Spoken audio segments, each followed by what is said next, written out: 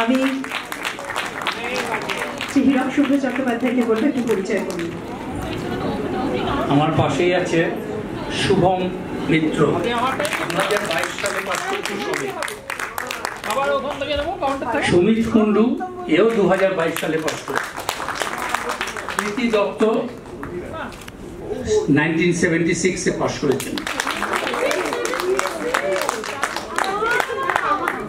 এ কিন্তু প্রাক্তনী নয়, দলের মধ্যে ঢুকে পড়েছে, এখনো স্টুডেন্ট। সাত্বিকটা কুন্ডু।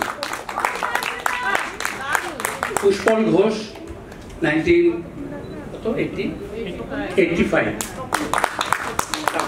কাকলিতে 1997। শাশ্বতী সরকার, ও পাস করেছে 1994। আমি 74।